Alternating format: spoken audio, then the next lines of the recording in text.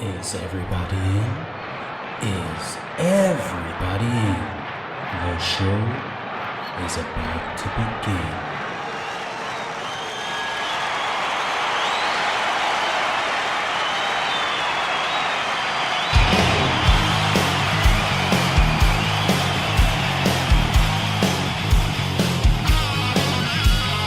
Welcome to the podcast, concerts that made us, interviews and stories, tales from the bus. We love taking you back to when it all went down. The greatest live shows and the cheering crowd sound. It's concerts, concerts that made us, concerts that made us.com.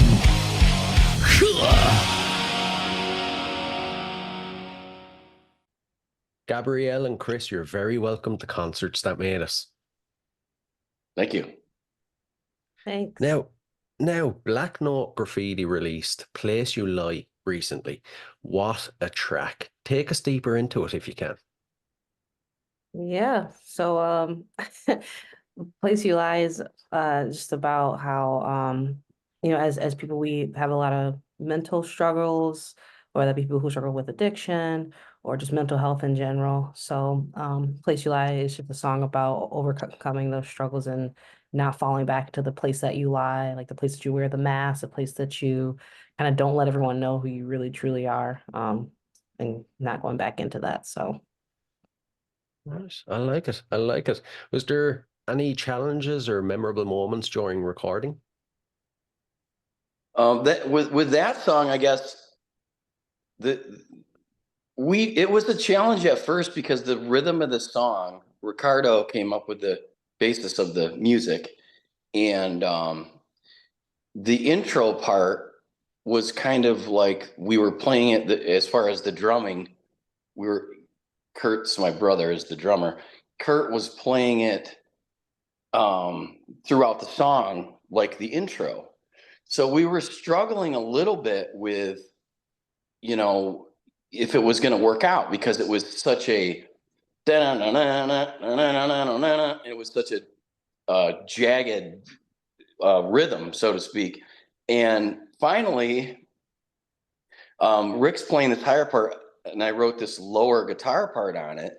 And then Kurt came up with this, I'll call it the dad stomp. Boom, boom, and then it just came together. It was just like, oh yeah, that's it. And it's such a simple beat, but it's just like it's rocking once it kicks in. But the intro was how we were playing the entire song originally, with the offbeat drum set like that, and was like, where are we gonna go with this? And then that driving dad stomp came in, and the whole thing just like was like, oh yeah, that's it. And then Gabby put some thick vocals on there, and in the studio, she wrote those in the studio. So it's pretty cool when you write a song in the studio, because it's like the magical moment of, okay, we're here right now, we got to do this.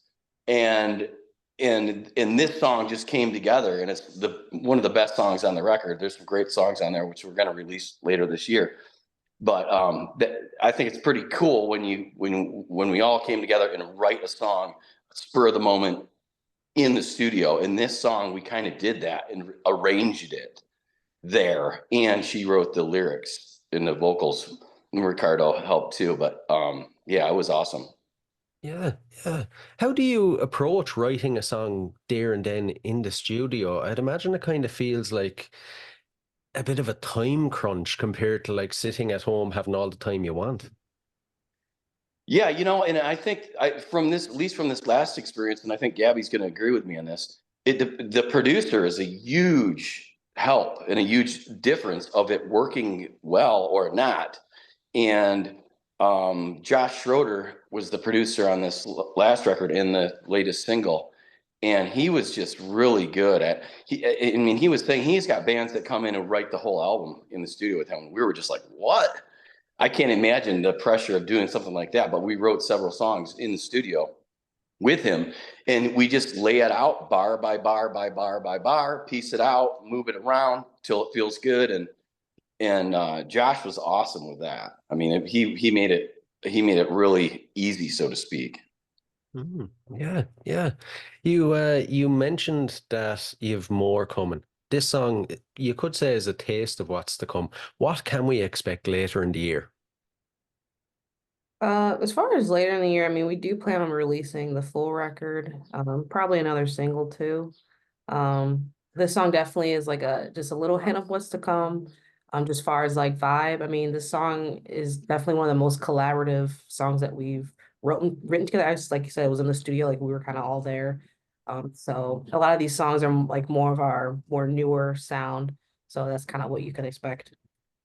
Right, right. I like it. I like it. What aspects do you think will appeal to your fans of the new record? That's a good question. I think that the record, all the songs are a lot different. There is some slower tracks, some faster tracks, and there's almost like it's not quite a ballad, but the last song's like really chill. And there's some really big heavy hitter rockers as well. So yeah, I mean that's kind of the direction that we took. And it's all new, and it just, this record, like Gabby said, this was like kind of everything came together in the studio, but it was, compared to the last album we did, this album, we like, it was a step up of maturity and writing and working with this group of people and making something that we were all on the same page and agreed with, and everyone was heard and everyone was involved, which I think is a huge important factor with recording a record. It can really make it or break it, and this time we did all that, so it was pretty cool. Yeah, and this record is the first, at least from what I know, is that every song goes into every song. So it's meant to be listened to top to bottom. It's meant to be listened to as an album. A lot of people release a lot of short EPs nowadays, but we were like, let's do an album that's top to bottom. The beginning fits with the ending, and the ending with the beginning, and that's really cool. It's the first time we've done that as a band. And all the songs kind of have a very similar meaning to them. It's kind of like a concept album too. Hmm, I get you. I get you. Sounds like it'd be actually a perfect album to play on vinyl. Is there any plans down the line to release on vinyl? You never know. The last two records we did put out vinyl. I love vinyl. It's like I'm like addicted to it, and it's unfortunate because vinyl's so expensive. Yeah. But I love it. I love the experience of touching it, feeling it, seeing the album art, putting it on, and having to be, in touch with it, so to speak. But I hope we do. I hope that, Yeah. it gets to that level, because this would be a great record on vinyl. You're right. Especially like what Gabby's talking about, where it's put together as one story. Yeah, Yeah. yeah, true, true. Now, in the past, you guys worked with such notable names as Brad Gilderman, Vinny Dombrowski from Sponge, renowned producer, mixer, and engineer Al Sutton. What's it like working with such heavy hitters like those guys? Is there any memorable moments you can tell us about?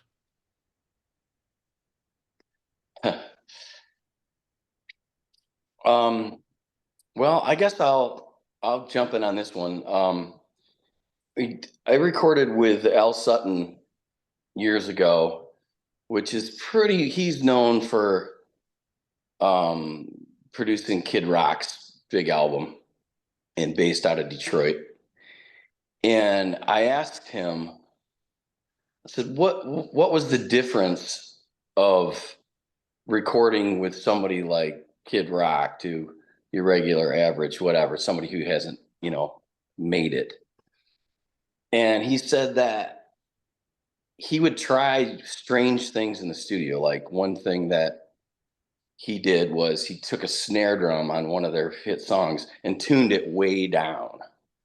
And so they'd go through a drum head in one take, but you're getting this weird throughout the recording. So it is kind of cool to meet these people and the producers, and just to see, like what they've done and some things and techniques that they've used. And that was one thing that just popped in my head. Yeah, yeah, it's crazy, crazy. Gabrielle, anything to add? I mean, in regards to techniques, I know that on this record, didn't we do something on one of the songs where the other amp was in like a whole different room and we were like cranking it as loud as we can to have it like feedback crazy, and then Josh was like, perfect. We were like, that sounds wild. You remember that, Chris? I think Yeah, it we used the mic in the other room to record the yeah. So yeah, we've got some crazy tones going on with that. But yeah, that was cool. pretty interesting to see that happen. Right, right. And as well in the past, I don't want to seem like I'm diving back into the past, but you guys have had music on international compilations. You've had music in films and TV shows. Your songs have been played on Spike TV, MTV, Sirius Radio. What do you guys credit your success to? Because that's like a long list of huge accomplishments. I would say that it's the power in numbers. I mean, every opportunity that's out there that presents itself, submit the music and try to submit professionally and your best product that you have. And those things, the consistency of doing that over and over and over for years is what it is. It's not like, these big artists that you see, traditionally the one hit wonder thing is just it's not real, where there's a big backstory and there's hours and hours and years of work to get to that. But that's how we've had luck, I think, is consistency of submitting music, and communication is so key with those kind of placements. Yeah, true, true. Now, it's called Concerts That Made Us. I'm really looking forward to this part. We have to talk about some concerts. First off, as a concert goer, what concerts do you think have made you guys? Oh man. That's a hard question. Oh boy. Well, I mean, since I'm wearing a sugar shirt, I guess I'll just say it was last year? No, I think it was 2 years ago, right after COVID. Me and a bunch of my friends went to go see Meshuggah, and we got general admission tickets. It was at the Royal Oak Music Theater, and they were like, and it's gonna be loud, so you better wear your earplugs. I was like, oh yeah, of course. Of course I'll wear my earplugs. I gotta protect my hearing. I did not wear earplugs. Sugar, they're old. They're not gonna, who knows how they're gonna come back around again. I want to get the raw sound. And it sounded amazing. Were my ears ringing for 2 weeks? Yes. It wasn't a smart move, but I don't regret it. So that was just so inspiring, because like their just overall sound is just crazy. Like if you hear it live in person, recordings are cool, videos are cool, but in person it's just insane. So that definitely like got my wheels turning, just because it's just how good they are. And they're older, so they don't headbang as hard as they used to. They just stand there. They just stand there from the neck up, and people are just going crazy. And I'm like, wow, these dudes are barely even moving, and people are just going insane. That's power. Yeah, yeah. That's cool. I would have to say, I don't know. I've got a lot of different shows that stick out, but one thing that popped in my head was I've never been a huge, at least in the past, a huge fan of Nine Inch Nails, but somebody gave me a ticket to go to one of their shows when they came through in Michigan. And I was just blown away by their live performance. I was like converted Nine Inch Nails fan after that. I never got into them at all. The industrial rock thing, it wasn't really my thing. Then the albums, and it's like Gabby said, when you go see a band and the band they're way better live than the record, it's like, okay, now I get it. And that's kind of what happened to me with that band. But probably the best live band I've ever seen was probably Rage Against the Machine when they first came out and they were playing like underground political shows. That was pretty powerful. But one band that I saw that kind of changed, or at least I said, I want to do this, was this band called Overwhelming Color Fast. And I saw them open for Urge Overkill in Detroit. And I was like, it was just like, this is what I want to do. And it like changed my life. Like, I want to play music. That's what I'm going to do when I saw that band. So that's my Man. story. Oh man, I like it. I like it. What's your local music scene like then? Is there much competition?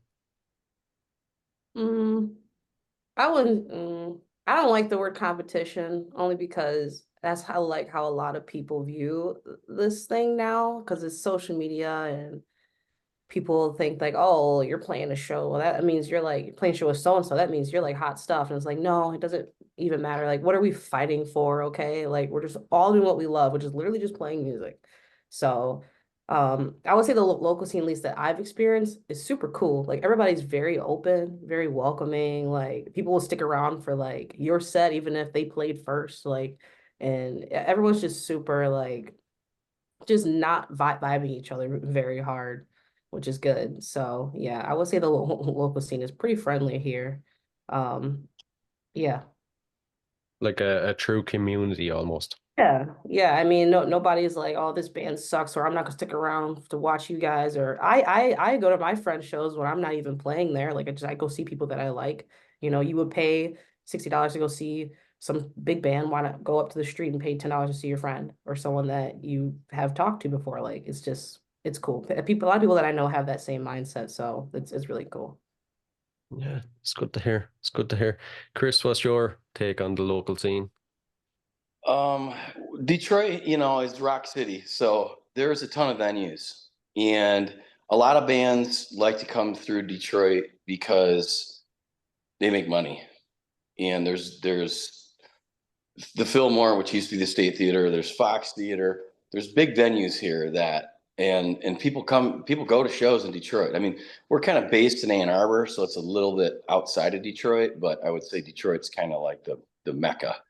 And there's big outdoor venues, Pine Knob and Meadowbrook, and so there's a ton of music venues in Detroit. And I talked to somebody who moved to Europe and said kind of like, you don't really realize it when you're in the US, but there's a ton more bands and a ton more venues here than there. So so I think that as a musician or as someone who likes to see live music, we kind of don't see that whole picture of a worldwide aspect because we're kind of spoiled in that way if you like live bands. Because you could see a live band at least, Gabby, what would you say? At least 4 nights a week. Oh yeah. Yeah, there's live music like every day, like somewhere. Yeah, exactly. So it's like that, where in other countries and stuff, you got the weekends. So I'd say that the scene is good. The scene is active. There's a ton of bands. What's the saying? There's a million bands and 100,000 clubs. So that's why it's a challenge. It's a challenge to play live shows and to get good gigs and all that stuff. And again, it's just consistency. But yeah, the Detroit scene's cool. Mhm. Right, right. I'm sold. I'm packing my bags right now and I'm moving to Detroit. Whoa, wait. Visit first. Yeah, just visit first and see what you think. Oh, now the moment we're all waiting for. For any listeners that haven't been lucky enough to catch one of your shows, what are they like? I've been told there's something to behold, so give us the full experience if you can. Man, as someone on the stage doing the show, I don't know what everyone else thinks, but I would say that it's for me, and I know for the rest of the guys, it's a lot of fun. Like, I mean, even when like, let's say one of us screws up or messes up, it's not even a big deal because we're just there having so much fun together. Sometimes we just even laugh off. We're like, "Oh, okay, like, so we just really have a lot of fun when we're on stage. It's not so much like we're trying to look cool or impress anyone. We're literally just there like rehearsing in front of people. So I'm having a good time. So I feel like people can expect us literally just doing what we love and just having a good time. It's really what it Right. is. It's I've never heard it explained like that, rehearsing in front of people. That's a good one, all right. We're not gonna ever play it. We're not gonna ever play the most perfect set in the world. Like it's impossible. You're never gonna be perfect. So basically we're just rehearsing in front of everyone. That's how I view it, not get so nervous sometimes when it's too many people. Yeah. I like it. I like it. You know, how do you engage with the audience during the show? How do you get them hyped up and interact with them? Oh, me? Well, it depends. If my mom and dad are there, if my mom and dad are there, my family's there, I usually can hear them screaming and yelling. I'll be like, "Oh, hey, mom." Everyone thinks that's pretty funny whenever I point out my parents there.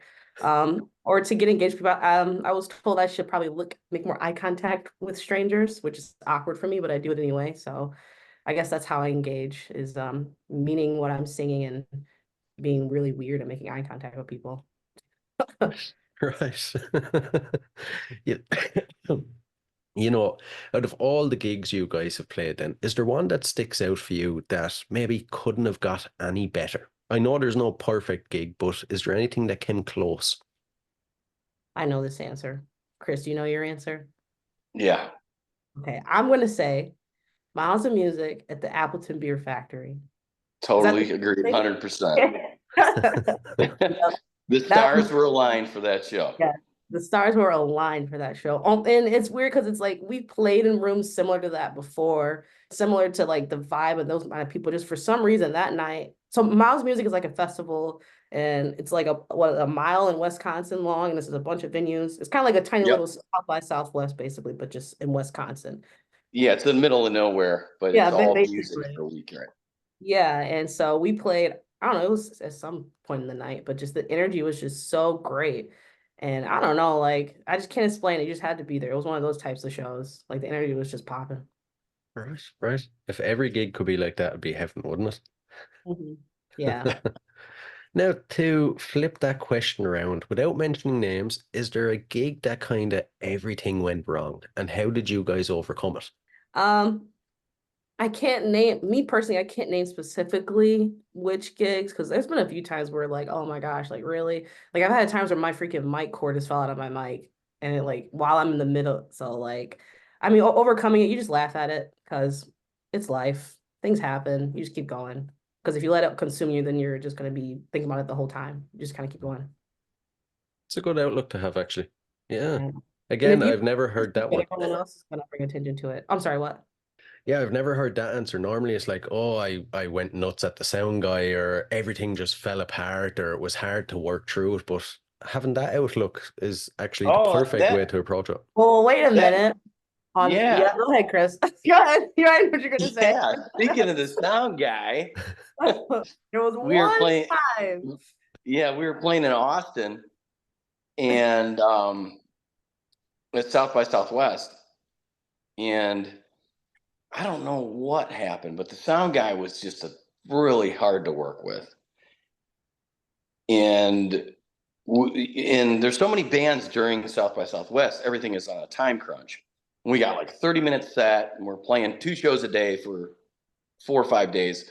And this one show we're playing in this bar, this club, and I don't know what happened, but we play in a drop C tuning, so we pull a lot of electricity, and so we blew the fuses in this venue.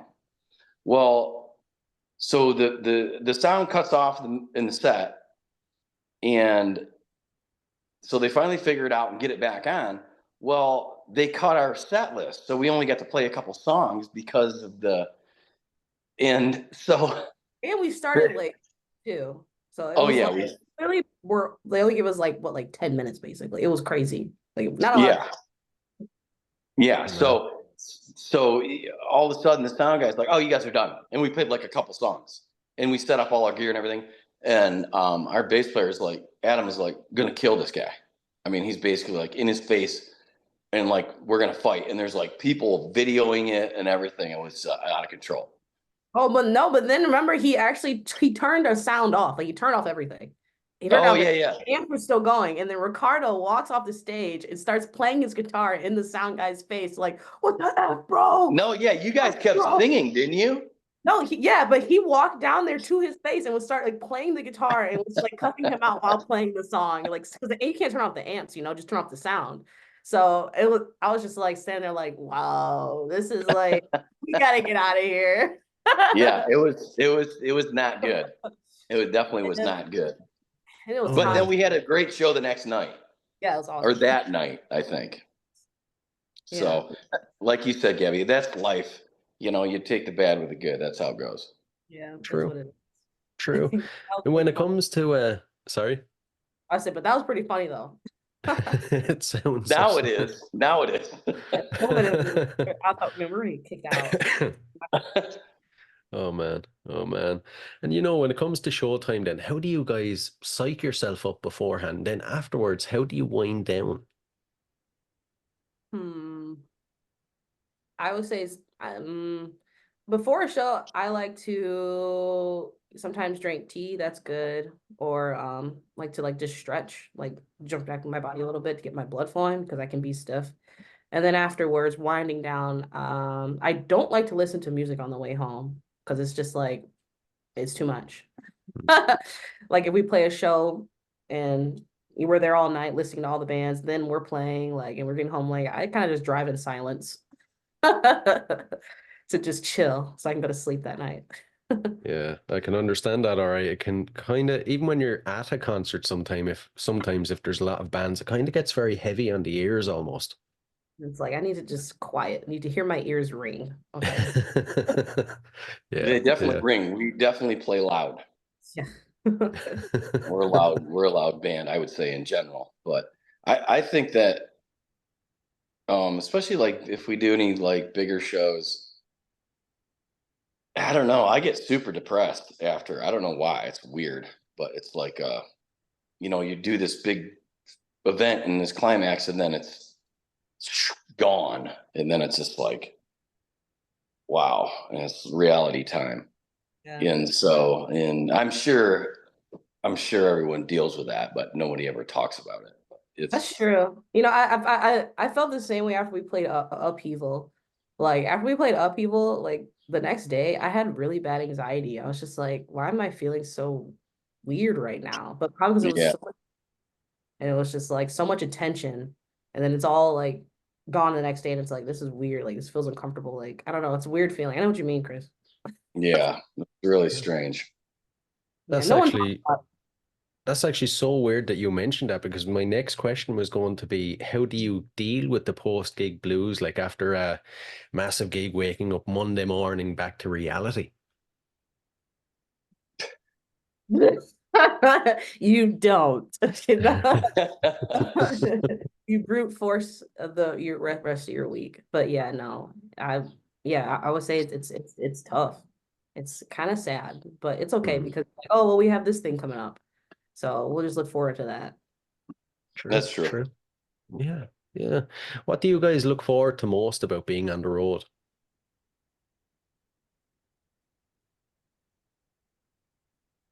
I have an answer for this one. Go for it. You're gonna think it's funny.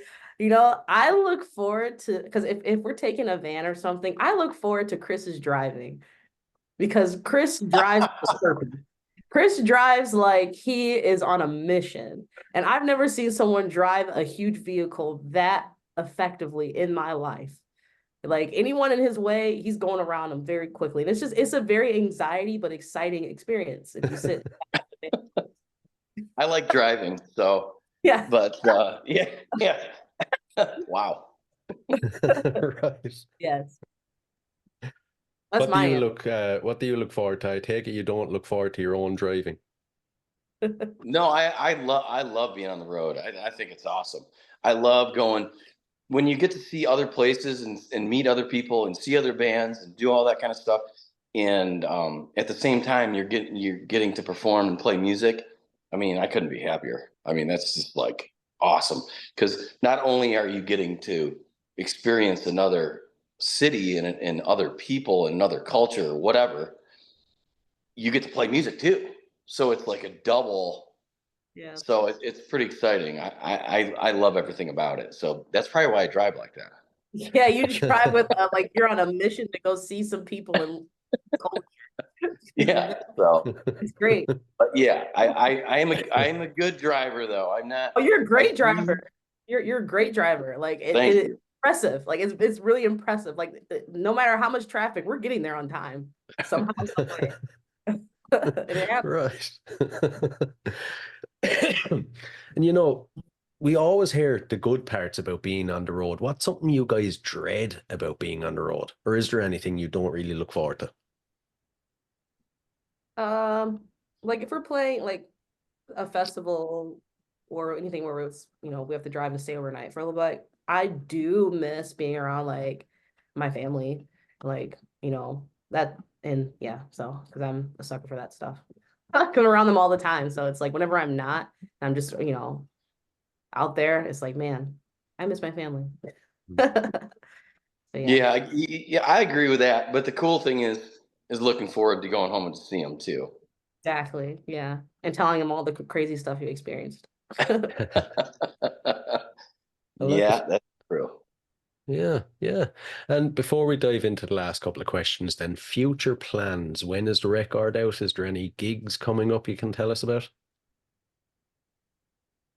We don't have a set date for the record to be released. I think we're going to release another single first is the plan, but I don't know when it's going to be released. But the record's being digitally released by a record label in Australia called Golden Robot, and they've been really cool to work with. And we're also working with Pavement. They're helping us with, which is how we connected with you, with promotion and stuff like that. But yeah, I think we're going to release a single, and then the record will come out later in the year. And we're playing a festival in Michigan. It's a new festival. It's called Havoc Fest, and the band Kitty is headlining that. And that's August 23rd, I believe. We're playing that. It's a weekend festival. It's brand new this year. It's in Jackson, Michigan. And tickets are for sale for that now. And you can find all that stuff on all of our website and all that stuff. Right, right. Sounds good. Sounds good. The last couple of questions, so there are a couple of random fun ones. First off, what are you guys currently obsessed with? It can be anything at all. Hmm. Um,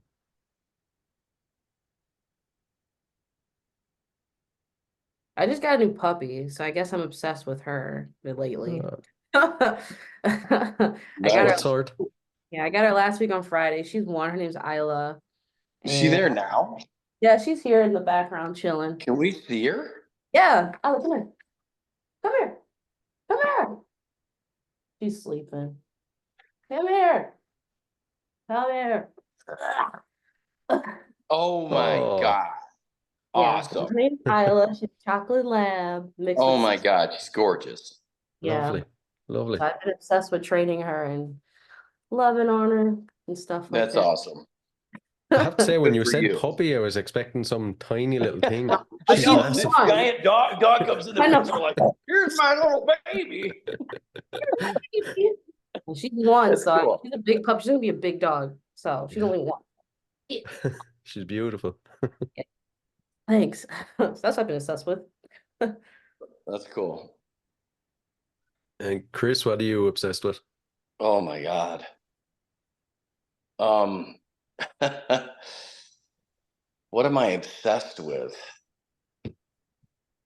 Lately, I've been in the mode of just getting by day. Because in life you go through these cycles where things are great, things are bad, things are great, things, and that's how life is, which makes the good great and the bad terrible. So lately it's been kind of up and down, and so I've been just trying to take things day by day, but I've been obsessed with work and and trying to bury myself. I'd have to admit, hiding a little bit into my work life just to get away from things. So yeah, that's what I've been obsessed with. I don't mean to sound so dark, but that's just the truth. No, that's just a sign that we all have to go out for drinks or food now. or something. Yeah, exactly. Like hang out outside of music more. Yeah, some small pleasures of like that. Yeah. Has to be done at times as well, I suppose, you know. And the next one, it's a bit of a fun one. If you had to spend 24 hours locked in a room with any musician from history, who would it be? Locked in a room for 24 hours with any musician. That's a long time. That's a hard Yeah. question because being locked in a room is scary. I But can barely be locked in a room with myself for right. 24 hours. Like, wait a minute. 'Cause you have to think about this. Okay, they could be talented, but they could be annoying. They could be a really bad person. I don't think that's okay. I would say only one person, or could it be like a band? Okay, yeah, it can be a band or one person, whichever. You know, I'll say one person. I would say Chino from Deftones because I really love his singing and I really love the way he writes his melodies. Super inspired by him. So yeah, I would say It's a him. good one. Yeah. Well, I kind of want to go like really old school, like Beethoven or something really weird, just because that would be some time travel thing, which would be crazy. But if I had to pick someone somewhat modern but still dead, I'd probably say David Bowie. Uh, that's a very Yeah. good one. Yeah. What would you Yeah. hope to learn from Bowie? That's a good question. I guess just,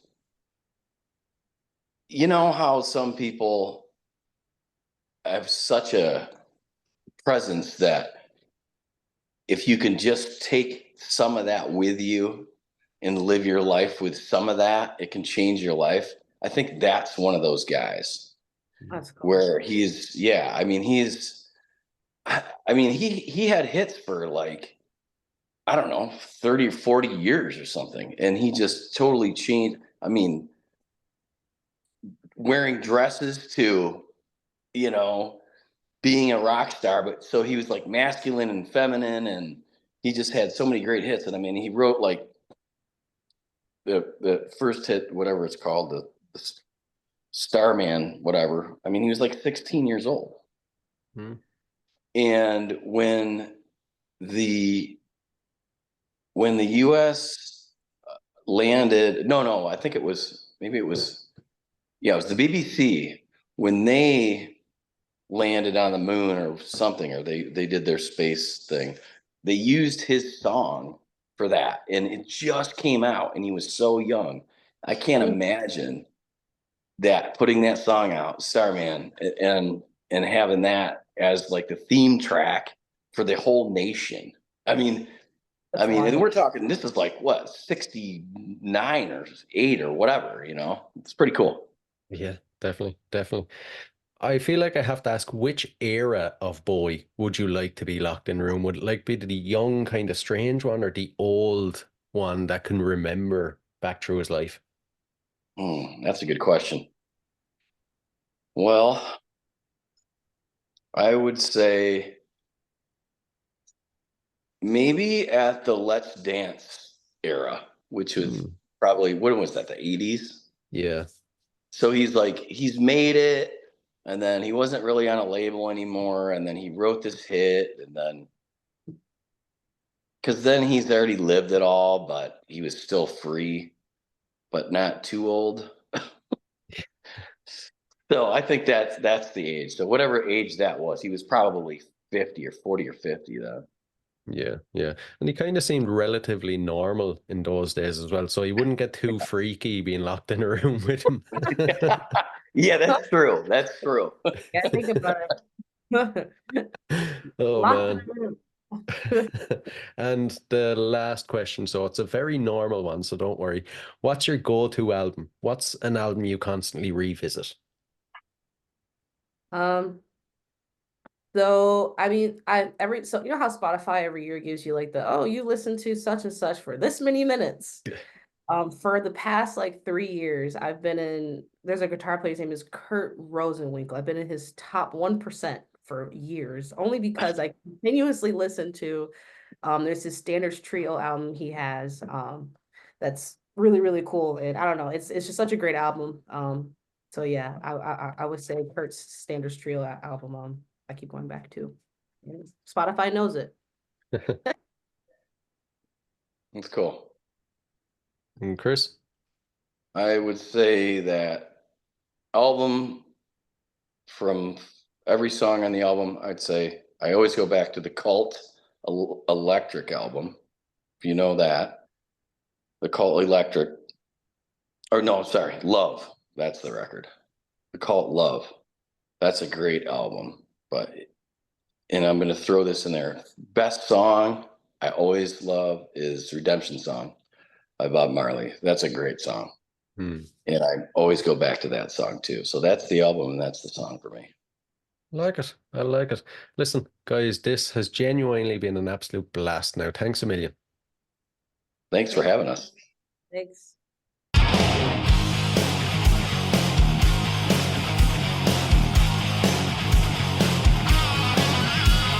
Welcome to the podcast, concerts that made us, interviews and stories, tales from the bus. We love taking you back to when it all went down. The greatest live shows and the cheering crowd sound. It's concerts that made us, concerts that made us.com.